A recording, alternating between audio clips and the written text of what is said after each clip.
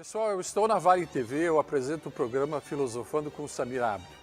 Se quiserem maiores informações, venham para o meu Instagram, @samabdofilosofia, e eu estarei à disposição de vocês para qualquer tipo de dúvida e fiquem muito bem à vontade comigo, ok? Obrigado.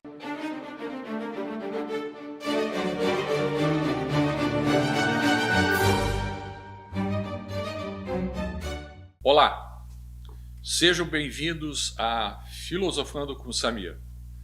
Saúdo a todos com o sinal do Fi, esperando que todos estejam bem e que estejam saudáveis e que possam usufruir deste programa cultural.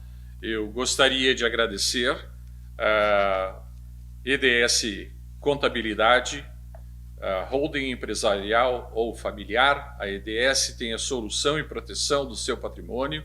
Atendemos todo o Estado com profissionalismo. E também agradecer a Rescar Veículos, com quase 2 décadas no mercado, oferece segurança e as melhores condições com financiamento direto, com a loja em Estância Velha para toda a região. Salientar a importância novamente de um programa cultural estar sendo levado ao ar de uma forma espontânea, através do auxílio destes patrocinadores, que fazem com que esse veículo de comunicação possa então estar no ar levando novos ensinamentos e novos aprendizados, engrandecendo culturalmente a todos nós. Então, dando continuidade a Anaximandro de Mileto, que foi então um geógrafo, matemático, astrônomo, foi político, um filósofo pré-socrático, como falamos, né? Discípulo número 1 de Tales de Mileto. Então, ele seguiu os parâmetros da própria escola jônica, né?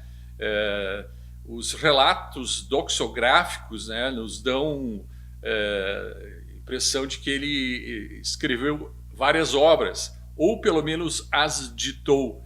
Uma delas é sobre a natureza, que não se sabe onde está, talvez tenha se perdido dentro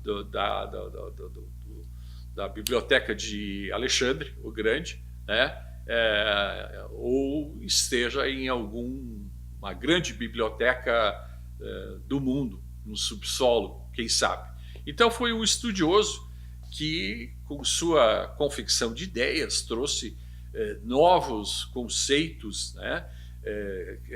Criou a introdução do planeta como um objeto flutuando dentro de outro, né? Falou sobre o infinito, criou o relógio, o primeiro relógio solar, o gnomon, que dizem que talvez tenha sido copiado dos antigos mesopotâmios, que viviam então há dezenas de milhares de anos antes deles, e que ele conseguiu então replicar e transformar, trazer ao mundo de novo um relógio solar. É claro que o relógio solar ele era fixo, né? E ele mudava, obviamente, conforme a posição do Sol durante o ano, em função das estações, né? Então nós tínhamos dias mais longos, dias mais curtos, né? E a partir do sombreamento, ele podia então dar o horário que tinha se passado e o quanto faltava ainda por vir. Bom, e ele trouxe então o apeiron, né, que é essa ideia da imortalidade, da insurgência, vamos dizer assim, ou do surgimento da imortalidade, né, e definir por ele mesmo, Anaximandro, que se preocupa que os comos e os porquês de todas as coisas que saem do mundo, né? E que a partir daí ele põe o tempo, ele começa a falar sobre o tempo depois do relógio, ele começa a falar sobre o tempo, que é o juiz que permite que tudo ocorra por um momento específico, acabando um pouco com as mitologias, né? Os mitos, que tanto feriam as unidades principais de pensamento, né? Os mitos eram tudo. Então, o universo de Anaximandro, como nós vimos, ele era visto então naquele cilindro, e ele fez um desenho do que era o mundo, e para ele o mundo era assim, e essa é a representação do mapa que ele tinha na cabeça: a Europa, a Ásia, a Líbia e o Mediterrâneo, e acabou. Não tinha mais nada. E daí o mar ao redor, e se fosse para fora, cairia fora da Terra. Aí começa aquela ideia de cair fora da Terra.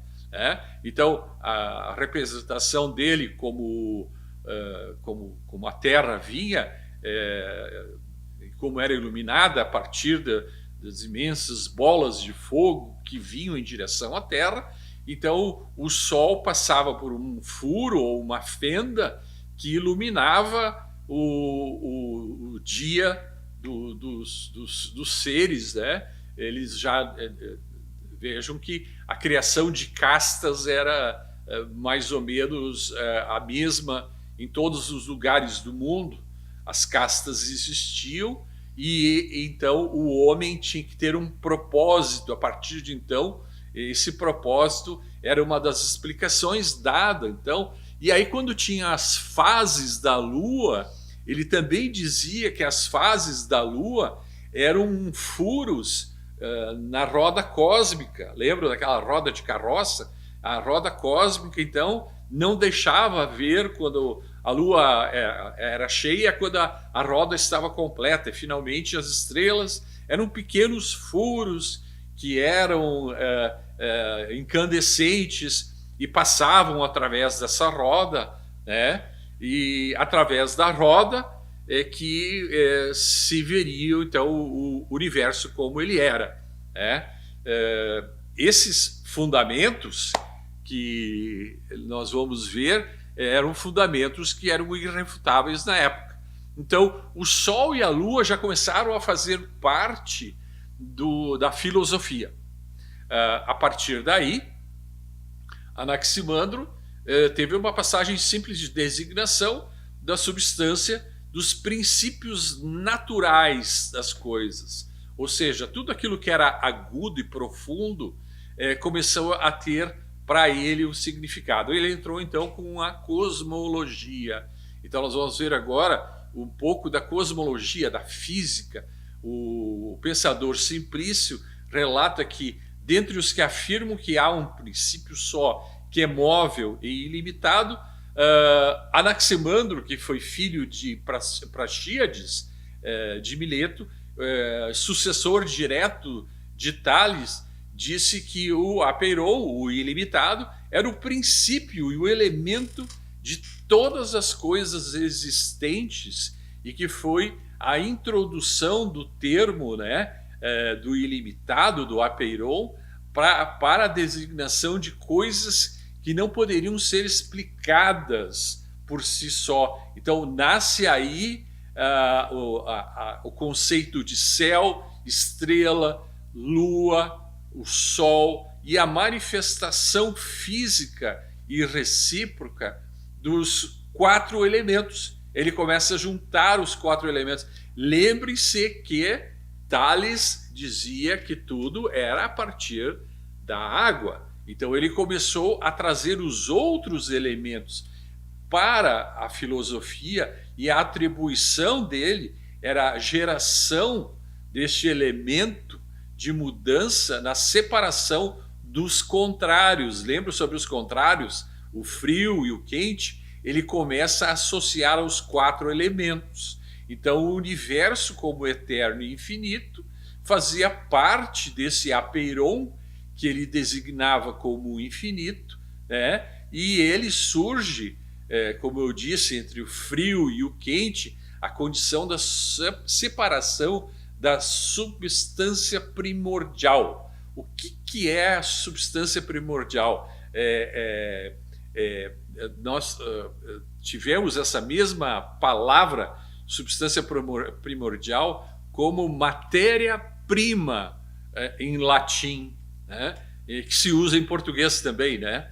E se constitui num fluido da terra, do ar, dos astros, à disposição dos elementos do universo no espaço, que ocupam todo esse elemento complexo que era tentar explicar os elementos, né, no centro, como a própria terra que se pisa sobre a água, né, de Tales, e também ele juntou já o ar e o fogo, o ar que trazia o vento, né, e o fogo que era vindo do sol. Então essa ordem que surgiu, vamos chamar de um caos, em virtude de uma evolução forçada, né, ela tinha uma determinação.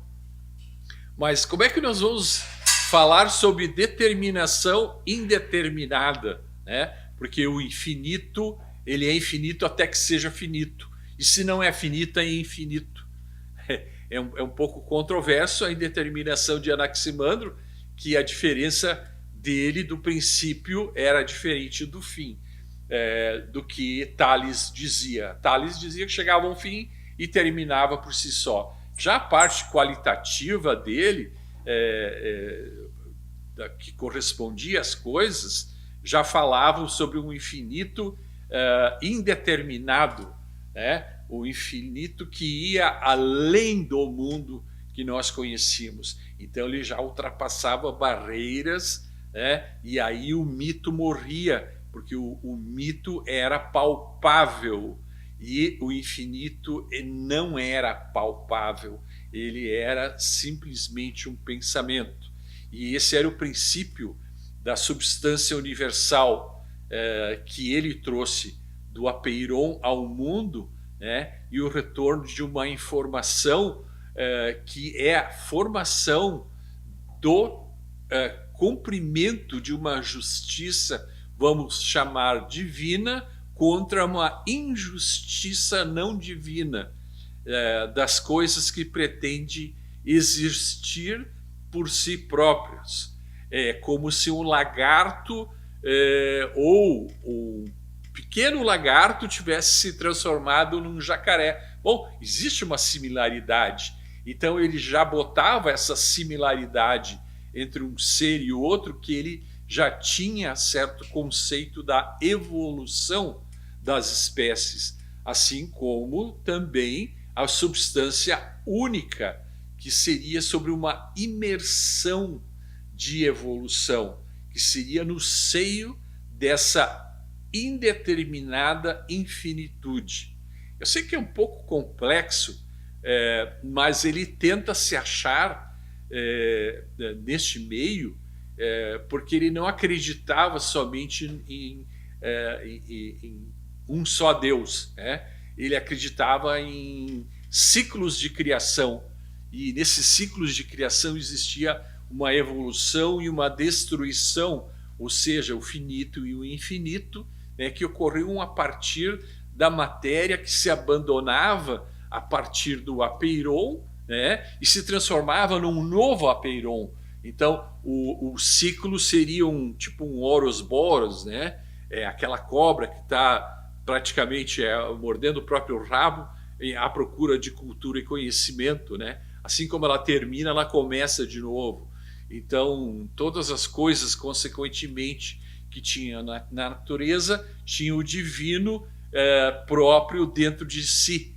E esse era o que coexistia com tudo aquilo que se emancipava do eterno e, portanto, se separava daquilo que era um eventual castigo da existência dos seres por si só. Então ele acreditava que uma pedrinha poderia se chamar no futuro uma pedra grande. Era como pegar uma bola de neve pequenininha e deixar ela correr sobre a neve, ela se transformaria em algo maior. É mais ou menos assim, nessa, vamos dizer assim, não mediocridade, mas inocência de pensamento que ele via a pequena lagartixa se transformar num um grande crocodilo ou jacaré, né? De tantas coisas que tinha sobre o nascimento, elas tinham um fundo de evolução que era irrefutável. Então ele dizia, tudo tem que pagar uma penitência para ser julgada pela sua própria injustiça, para que o tempo se organize para que esse objeto ou ser possa evoluir. E nisso ele não tira o ser humano. Ele diz, nós vamos morrer porque nós somos finitos, e nós, quando renascermos, vamos renascer de uma forma mais inteligente, como se essa evolução ela acontecesse nesse vácuo, nesse interim entre uma coisa e outra, entre o tempo do quente e do frio, né? Que o quente era o castigo sobre o frio, e o frio era o castigo sobre o excesso do quente, né? Então a própria evolução era quebrada em pedaços menores, né? Onde o fogo poderia ser combatido com água, né? Assim como o frio combatia o excesso de calor do mesmo sol que iluminava tanto no verão quanto no inverno. Vejo que até faz sentido, mas ele ainda procurava mais. Ele concluiu que a essência de todas as coisas, elas precisavam ter propriedades determinadas, que pudessem sucumbir ao longo do tempo para que pudessem evoluir. E daí ele mesmo deu novamente o conceito mais claro ainda do apeiron como um ilimitado, um infinito, um indefinido e um eterno, né? Aí ele parte para uma física moderna, ele começa a pensar, Anaximandro começa a pensar sobre o mundo como um todo, e sobre as coisas semelhantes e as, vamos dizer, coisas da física atual. Por exemplo, a ideia de mundo que ele tinha, sustentada por um equilíbrio de forças num universo. Ele já começou a falar sobre a gravidade, né? Sobre a força centrípeta, sobre forças que mantêm a Terra girando em torno do próprio Sol, ou seja, a Terra como aquela rolha, aquele cilindro, ela dava voltas ao redor do Sol, e por isso então o Sol ficava teoricamente mais distante ou mais próximo da própria Terra, né? E as ideias dele era que justamente as criaturas tinham, pela sua simplicidade na água de Tales, né? Que depois migraram para a Terra para poderem adquirir uma estrutura mais complexa. Então é como se o peixe tivesse virado uma lagartixa e a lagartixa tivesse evoluído para virar um lagarto, e de um lagarto ele se transformou num jacaré. Bom, teorias evolutivas falam basicamente a mesma coisa, né? Então a ideia dos opostos parece que seria assim: precisa haver uma existência desse vácuo de partículas, né? Como se fosse a criação do Big Bang. Ele já fala, né, que o mundo pode ter surgido de um nada para algo, assim como saiu o peixe, né? E antes do peixe tinha um outro ser dentro d'água que não era o peixe, mas que evoluiu para o peixe, né? Nós estaríamos falando de partículas e antipartículas que já estavam no ar, no universo, ainda com um pequeno ponto de concentração e diferenciado nas teorias dos outros filósofos, né? Então Anaximandro começa a formar pares de coisas, a dualidade. Vejo que a dualidade é uma coisa característica dele, né? Ele começa então a falar sobre essas partes físicas, da energia sinercial, ele já começa a ir além, né? Em que ele diz que o fim, na verdade, é o começo de uma nova era, né? Indo adiante aqui, nós temos então para Anaximandro o tempo como matéria era mais ou menos o equivalente de mais um e menos um, dando zero. Esse zero seria para ele a antimatéria, né? Ao contrário da matéria-prima, né? Então, se pudesse falar em Anaximandro hoje, nós teríamos chegado à sua época às mesmas conclusões que muitos cientistas chegaram até nos dias de hoje, pois Anaximandro já dispunha de alguns pensamentos antagônicos, né? Vejo que a dualidade é que dá a conclusão correta, né? Não é somente falando sobre o positivo que se descobre a verdade, é juntando o positivo com o negativo, né? E Anaximandro, nessas hipóteses, ele já começou a gerar hipóteses para, então, atingir outros estudos. Nesses outros estudos, a natureza era muito mais do que uma realidade física e palpável. Era um mundo em evolução. E sendo assim, o conhecimento da realidade, que era relativo para ele, veja que a teoria da relatividade, estamos falando de Einstein agora, veio justamente das ideias de Anaximandro, que era possível que um único indivíduo abarcasse uma cultura existente na sua época. Ele estudou, escreveu sobre astronomia, matemática, geografia, política. Ele deu todos os pitacos que podia dar e ele dizia que ele iria evoluir tanto quanto ele pudesse até chegar na área da astronomia.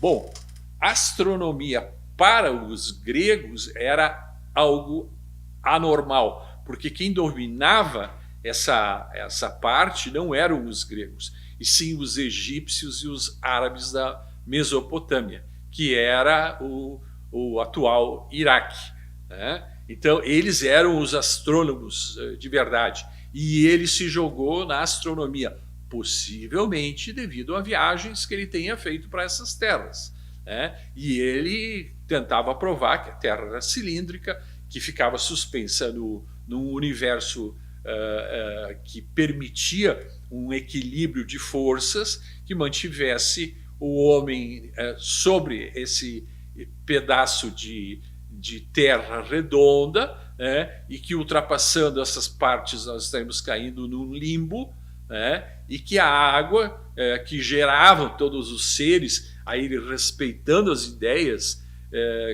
que ele dizia vir de Tales, vinham para a terra, né? Então abandonava a água para vir para a terra. Isso era uma evolução. Então ele manteve-se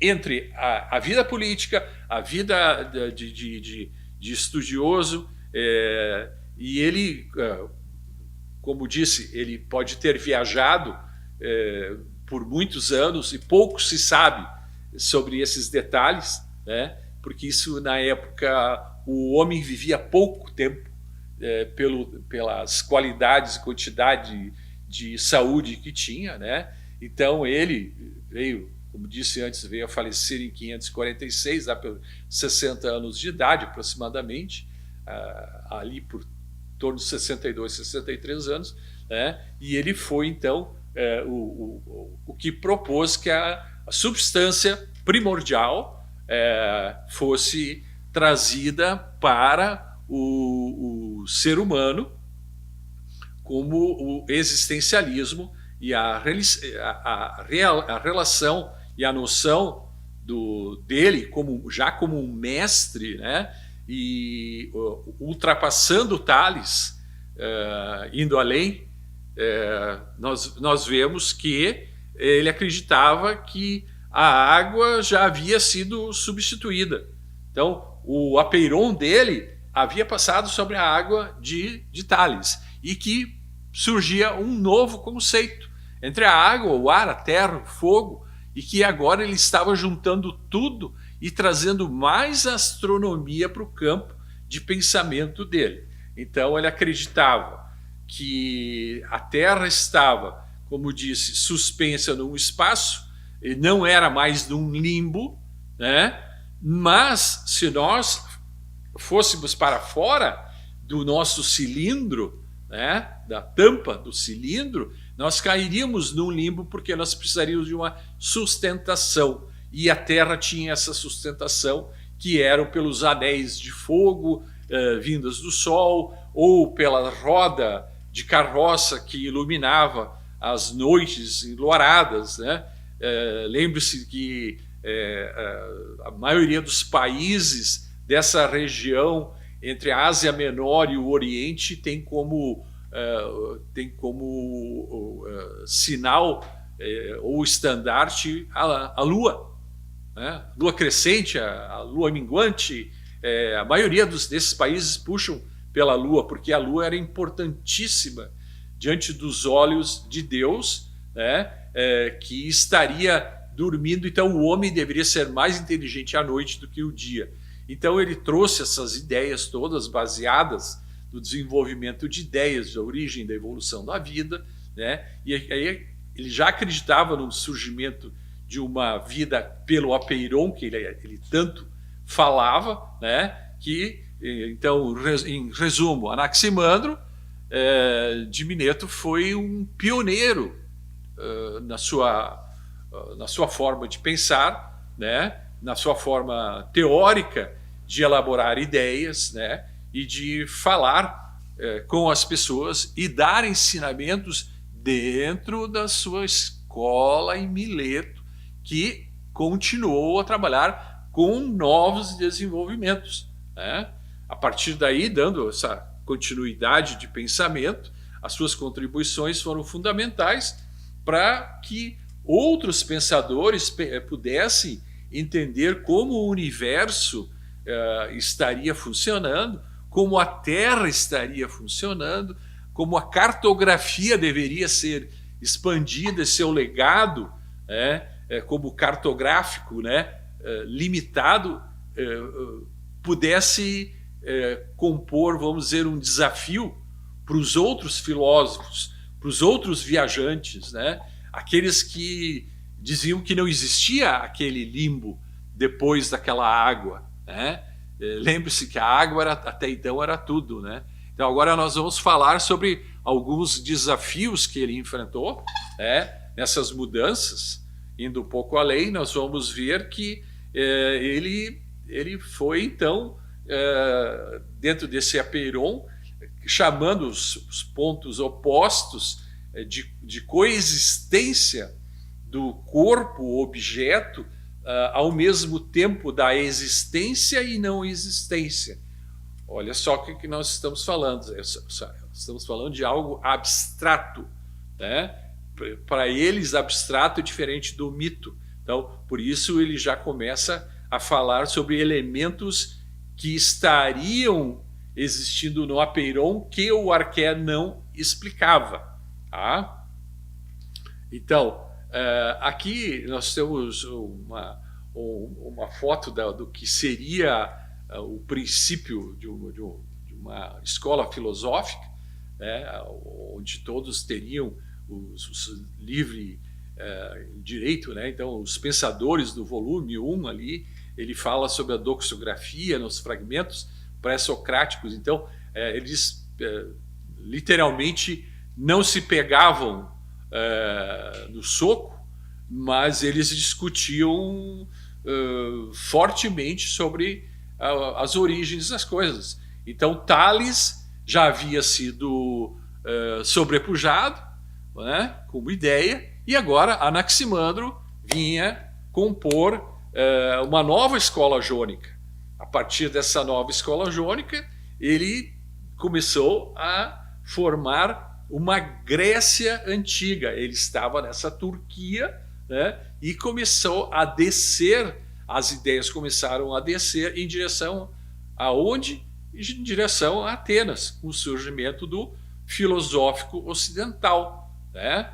Então, nessa comunicação, começam a surgir pequenos fragmentos, que foram arrebatados, como disse antes, por Aristóteles, guardados por Hipólito, né, e conhecidos somente depois sobre a metafísica, a meteorologia, a própria física, né, e é muito salutar dizer que o Apeiron, eu posso falar que tenha sido o primeiro pensamento abstrato do ser humano, quando filósofo, visto que a filosofia vinha da mitologia, né? E essa mitologia foi deixada de lado e deixou de existir, né? Então, os elementos de pensamentos perecíveis começou a se formar de uma outra forma,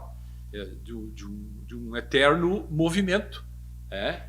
E esse movimento que veio da escola jônica, tratado por os escritos de Simplício. Se tiverem a oportunidade de estudar um pouco sobre o Simplício, vão descobrir que já começa a se falar que esses buracos, Simplício já começou a duvidar dos buracos, tanto o buraco do Sol, o buraco da Lua, o buraco das estrelas. Já começamos a entrar numa nova, vamos dizer assim, novo pensamento, né, estagirista, né, porque já havia mais para se falar, né, do que havia sido dito até o momento. Nós vamos tentar resumir um pouco mais aqui, né, que justamente por Anaximandro pensar diferente com o seu Apeiron, a sua influência não foi somente sobre os seus discípulos. Nós vamos falar sobre um deles, que é Anaximenes, né, que foi o discípulo número 3, que já começa a falar sobre o ar. O ar seria o infinito, o Apeiron dele. Então, nessa escola milanesa, né, já começa a surgir mais um elemento apeironístico, que não seria somente um infinito, né? Indo além, então, nós temos a introdução aqui. Nós vamos tentar, como disse, resumir um pouco a parte dos fenômenos, porque já começam a se observar que os novos pensadores começam a ter as influências devidas para se criar uma nova escola. Essa nova escola seria vindo de Tales, vindo de Anaximandro, e nós já estamos entrando em Anaximenes. Então, indo um pouco adiante aqui, Anaximenes seria aquele que daria o terceiro passo nessa evolução de pensamento, já trazendo o ar. Olhem bem, ele está trazendo o ar para o mundo atual, né? Indo além, então, nós temos a Terra com o sopro do ar, que teria que ter uma origem. De onde vem esse ar? Que buraco é? Se a luz vem de um buraco, o brilho das estrelas, a própria lua, que buraco é esse que faz com que o ar toque, que tenha vento e que tenha o princípio do caos já começa a cair, né? E nós, chegando aqui na modernidade de Max Born, por exemplo, né? Dizendo que as partículas elementares e princípios filosóficos deles já criaram uma lista, né? Nós vamos ver essa pequena listinha aqui de conceito do Apeiron, que nós já falamos, né? Do infinito. Esse infinito passou pela luz, passou pelo Sol, a cosmologia, a astronomia, e nós já começamos a falar da biologia da evolução. Há 2.700 anos atrás já se falava sobre essa evolução, e agora nós temos um novo conceito, um novo questionamento no ar, ou seja, o próprio ar. Da onde vem o próprio ar? Então, como não teve uma sobrevivência de todo esse trabalho guardado, né? Resumidamente, nós estamos chegando aqui ao final de mais um programa. Vamos tentar aqui dar, então, uma pequena introdução dos pensamentos do arqué. Surge um novo arqué, é um novo princípio, né, em que o apeiron se junta com o arqué, né, e aí o úmido e o seco começam a fazer sentido, assim como o calor e o frio fizeram sentido no passado. Tá? Então nós vamos praticamente terminar por aqui nosso programa de hoje, dizendo que no próximo programa nós vamos dar continuidade aonde nós paramos, para que vocês possam evoluir junto com os pensamentos desses grandes pensadores. Saúdo a todos, com muita saúde, felicidade, e agradeço por terem participado de mais deste programa. Muito obrigado.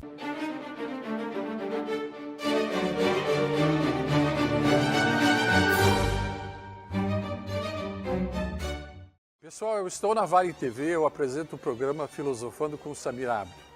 Se quiserem maiores informações, venham para o meu Instagram, @samabdofilosofia, e eu estarei à disposição de vocês para qualquer tipo de dúvida, e fiquem muito bem à vontade comigo, ok? Obrigado.